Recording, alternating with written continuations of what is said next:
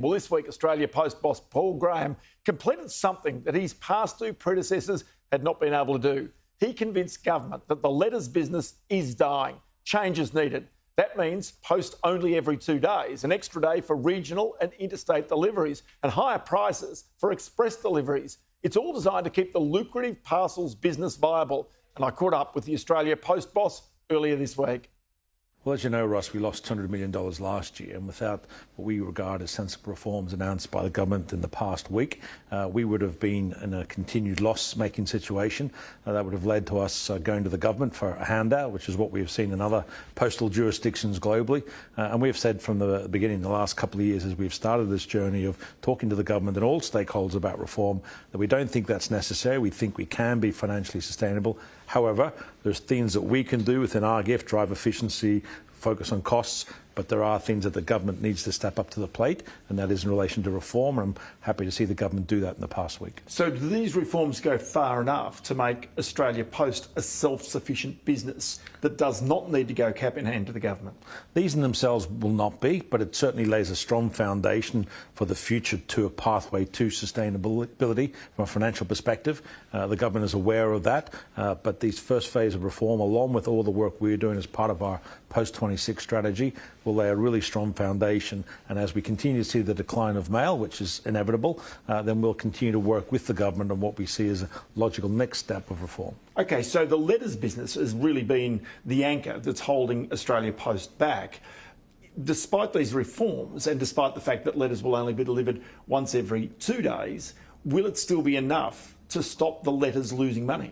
No, it won't be. The letter loss and the decline both in volume, we've lost 800 million letters since 2018, and they're not coming back. Whilst we're putting up the price of a stamp with an application to ACCC, and that will obviously increase revenue, neither of those will be enough to actually stop the decline. It's inevitable. It will continue to lose money. What we're trying to do is shore up those declines and allow us to make sure that we can focus on investing in our parcel business, at the same time creating and continuing to have good jobs for our frontline team members, and recognising the changing needs of the communities we serve, which is focusing much more on e-commerce and parcels. We just had the past weekend, Cyber Weekend, 2 weekends ago, and we had a record 7.4 million parcels just in that weekend, up 3.9%. So whilst we see the economic headwinds reported, certainly when it comes to cyber, people are clicking online.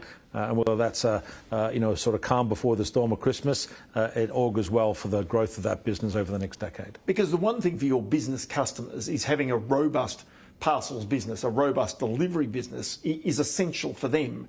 So if you have a letters business that's holding back the overall business, that they'd be fearful could compromise your parcels delivery business as well. That's correct. And the parcel business is an openly competitive business, globally competitive. It's about 85% of our revenue these days. We're competing with global multinationals, local private equity, local players as well. So it's extremely competitive, which is why we need to have the ability to invest in that business, because we need to stay ahead of the curve when it comes to volume. We've made significant investments over the last couple of years. Well, it really stood us very strongly in the last peak season. And again, coming up to this season, we're seeing our network being able to flex really well to manage that volume. But it is capital intensive, which is why we need to invest in that business, both the physical network as well as the technology. And as you rightly say, the mail business has been an anchor holding that back. The reforms today help us unleash that anchor to a certain degree and refocus the network to drive those efficiencies. But it also means you don't have to go back to your shareholder, to the federal government, where there's politics always at play, for them to hand over hundreds of millions or tens of millions of dollars to you to invest as capital into that parcels business. Absolutely. The government has no appetite to hand over money to us that can be better used to build hospitals or do other things with. But we have seen, and we're not alone in this, other jurisdictions, other post offices around the world. The Royal Mail lost $2 billion last year. Canada Post lost $750 million. We're not in that boat yet, which is why we've spent the last 2 years really talking to the government, talking to all stakeholders about the urgency of granting us the first phase of reform, so we can start to take those steps to minimise those losses, invest in our parcel business and create that strong foundation on a pathway to profitability. Was there even a thought as you went through this reform process that you might stop delivering letters altogether?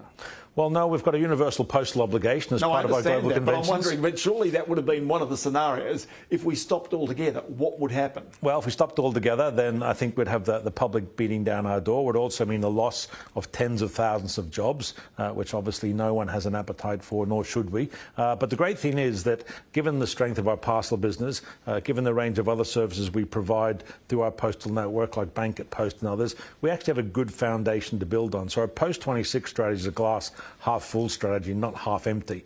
But as we've said from the beginning, there's things that we can do within our own business, manage costs, drive efficiency, innovation. But because of the fact that we are regulated, there are things that are only the gift of the government to implement. And we're happy to report in the last week that they've stepped up to the plate to do that after a decade of many discussions. But it's up to us now to execute really well, continue to build the trust in the government and other stakeholders that we can still deliver a high level of service, and that will then lead to the next phase of consultation around what more we need to do to ensure Australia Post is viable. But at some point in the future, the last letter will be delivered. Now, how far is that off? Because it's a matter of how far do you go before you say, sorry, we're chopping it off now? Where is that in your mind? Yeah, look, it's an interesting question. If we look at trends and global forecasting, some would say within the decade, the last letter may be delivered. It was only less than 10 years ago that we thought would never see the end of cash, but how many people actually carry cash in their wallets? And I think what COVID taught us is that things accelerate terrifically fast because of that pandemic, and some of those habits have stayed. So we will see the end of letters at some stage. The only commitment I can make is that we will deliver that last letter. Paul Graham, always good to chat to you. Many thanks for your time today. Thank you, Russ. All the best.